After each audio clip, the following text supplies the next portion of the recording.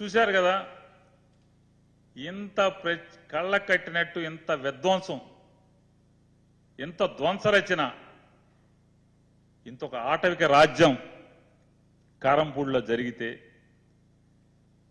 ఆ డాబా నుంచి షూట్ చేసిన వాళ్ళు తెలుగుదేశం పార్టీ వాళ్ళు అంటున్నారు, అరే పోలీసులు ఇప్పుడు దాకా ఉండాలి కదా, ఏమైపోయారు పోలీసులు, ఇక్కడే ఉండాలి అని.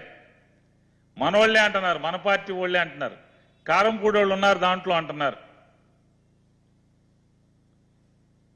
పోలీసుకి ఏం పట్టవు. ఆ రోజు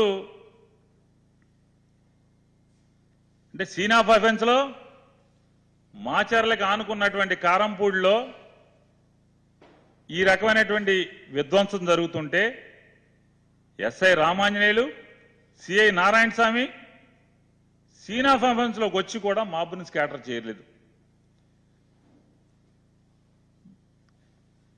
దానికి ముందు వైసీపీ వాళ్ళతో గొడవ జరిగింది.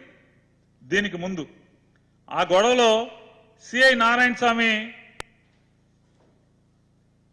స్కాటర్ చేయటానికి, చెల్లా చెదురు చేయటానికి వెళ్తే అతని తలకి గాయమైంది.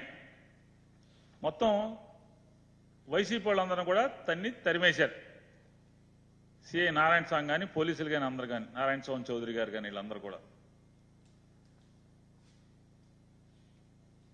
దీంట్లో ఎక్కడా కూడా మరి సిఐకి తలకు దెబ్బ తగిలింది, సీన్లో ఉన్నాడు, ఆ ఊళ్ళోనే ఉన్నాడు, ఆ గొడవలు జరిగేంత రోజు ఆ రోజు ఉన్నాడు. కానీ ఆ గొడవల్లో ఎక్కడా కూడా ఎమ్మెల్యే పిన్నెల్లి రామకృష్ణారెడ్డి పేరు ఎక్కడా కూడా ఏ ఎఫ్ఐఆర్లో కూడా లేదు. 2 ఎఫ్ఐఆర్లు అయినాయి. వైఎస్ఆర్ కాంగ్రెస్ పార్టీ సానుభూతి పరుల మీద 59/24, క్రైమ్ నెంబర్ 59/24. టీడీపీ వాళ్ళ మీద ఏది ఇప్పుడు ధ్వంసం చేశారు చూశారు, ఇప్పుడు మీరు వేడు చూశారు, దీని మీద 60/24. 59/24 వైసీపీ వాళ్ళ మీద, 60/24 టీడీపీ వాళ్ళ మీద. 59/24లో కారంపూడి ఎస్ఐ హైకోర్టులో బెయిల్ వచ్చిన తర్వాత ఆ రోజు సాయంత్రం కోర్టుకి 2 ముద్దాయిల్ని సబ్మిట్ చేస్తూ ఎమ్మెల్యే గారు కూడా ఆ గొడవలో ఉన్నాడు, ఎమ్మెల్యే చెప్తేనే మేము వెళ్ళి గొడవ చేశాము అని ఒకరితో 161 స్టేట్మెంట్ సంతకం పెట్టించినట్టుగా ఎమ్మెల్యే పేరు ఎప్పుడు వేస్తాడు? హైకోర్టులో ఎలక్షన్ కమిషన్ ఆఫ్ ఇండియా ఉత్తర్వుని పిన్నెల్లి రామకృష్ణారెడ్డి గారి యొక్క న్యాయవాది తప్పుపడుతూ, ఏమండి సుప్రీంకోర్టు తీర్పులను కూడా కాదని ఎలక్షన్ కమిషన్ ఆఫ్ ఇండియా నిష్పక్షపాతంగా ఉండాల్సినటువంటి ఎలక్షన్ కమిషన్ కంచే చేను వేసిన స్థితిలో ఈ రకంగా ఉత్తర్వు ఎలక్షన్ సీఈఓ ఇచ్చాడా? సీఈఓ పంపలా? లేదా పోలీస్ డీజీపీ ఇచ్చాడా? లేదు. ఎస్పీ ఇచ్చాడా? లేదు. జిల్లా ఎన్నికల అధికారి ఇచ్చాడా? లేదు. కనీసం ఆర్ఓ ఇచ్చాడా? ఇవ్వలేదు. ప్రిసైడింగ్ ఆఫీసర్ ఇచ్చాడా? ఎవడు ఇవ్వలేదు. కానీ ఆ వీడియో ఒక తెలుగుదేశం నాయకుడు ట్విట్టర్లోకి ఎలా వచ్చింది? ఎంత హాస్యాస్పదం అంటే, ఎంత బాధ్యతారాహిత్యం అంటే, ఎలక్షన్ సీఈఓ అంటాడు, నా దగ్గర నుంచి వెళ్ళలేదు, నా ఆఫీస్ నుంచి వెళ్ళలేదు, మా వ్యవస్థ నుంచి వెళ్ళలేదు, ఎక్కడి నుంచి వెళ్ళిందో కనుక్కుంటాం. ఉన్నతాధికారివి, చదువుకున్నావు, రాజ్యాంగబద్ధమైనటువంటి ఒక సీట్లో కూర్చుని ఉన్నావు,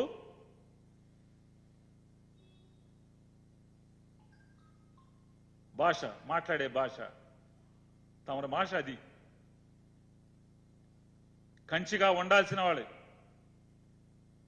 ఒక తండ్రిగా ఈ వ్యవస్థను నడపాల్సినటువంటి వాళ్ళు ఇక ఢిల్లీలో కూర్చుని దున్నపోతు ఈనిందని చెప్పిన ఒకడంటే దోణ కట్టేయమని పైనుంచి అంటాడు. ఇది ఎన్నికల వ్యవస్థ. నిష్పక్షపాతంగా అంబేద్కర్ గారు రాజ్యాంగం పొందుపరిచినటువంటి రాజ్యాంగం మేరకు ఏర్పడినటువంటి వ్యక్తులు ఈ రకమైనటువంటి దున్నపోతుని ఈనిందని ఒకడంటే తెలుగుదేశం వాడు దోణ కట్టేయమని ఎలక్షన్ ఆఫీసర్ అంటాడు, ఎలక్షన్ కమిషన్ ఆఫ్ ఇండియా. దున్నపోతేంటి, ఏంతమేంటి అనేది కూడా ఎక్కడ ఆలోచన లేదు. ఈ రకమైనటువంటి పక్షపాత ధోరణితో వ్యవస్థలన్నీ ఈ రకంగా నడుస్తూ ఉంటాయి. ఎమ్మెల్యే గారిని ఏదైతే కోర్టు రక్షించిందో ఈ పోలీసు వ్యవస్థ నుంచి తెలుగుదేశం పార్టీకి లొంగిపోయినటువంటి ఈ ఎన్నికల వ్యవస్థ కానీ లేదా పోలీసు వ్యవస్థ పల్నాడు ఏరియాలో లొంగిపోయినటువంటి పోలీసు వ్యవస్థకి కోపం వచ్చింది. వెంటనే కోర్టు రక్షించింది కాబట్టి మనం ఫాల్స్ కేసుల్లో ఏదో రకంగా ఇరికించాలి. ఎందుకని ఎస్ఐ ఊళ్ళో ఉంటాడు, సంఘటన దగ్గరలో ఉంటాడు, ఎఫ్ఐఆర్ కడతాడు. ఎవరితో కడతాడు? కారంపూడి ఇన్ఛార్జ్ విఆర్ఓతో ఓ పిటిషన్ తీసుకుని సుమోటోగా కేసు కట్టాలి కదా. సిఐకి దెబ్బ తగిలింది కదా, మాపుని చెదరగొట్టానన్నావు కదా నువ్వే, మరి నువ్వు నీ బాధ్యత లేదా పోలీసుకని అడుగుతున్నాను. SI CI as SHO sub inspector as a supervisory officer circle inspector మీ ఇద్దరికి బాధ్యత లేదా? సుమోటాగా సిఐ కంప్లైంట్ ఇవ్వాలి కదా. తనకు దెబ్బ తగిలినప్పుడు గొడవల్లో తనకు తలకు గాయమైతే నువ్వు ఇవ్వాలి కదా. సంఘటనలో నువ్వు ఉంటే ఎమ్మెల్యే మీద కంప్లైంట్ ఇవ్వాలి కదా సుమోటాగా. ఎవరు ఎమ్మెల్యే తలకి సిఐ తలకి ఈ నారాయణ స్వామి చౌదరి గారి తలకి 14వ తారీఖు తలకి గాయమైతే 22వ తారీఖు వరకు వారి స్టేట్మెంట్ కూడా ఎవడు రికార్డ్ చేయడు. సబ్ ఇన్స్పెక్టర్ ఖాళీ లేదు, సిఐ ఖాళీ లేదు. ఎంత తప్పుడు కేసుల పనిలో ఉన్నారు కదా చౌదరి గారు వీళ్ళందరూ కూడా. ఈ తప్పుడు కేసుల పనిలో ఉండి ఎవడో మామూలుగా చేయడు.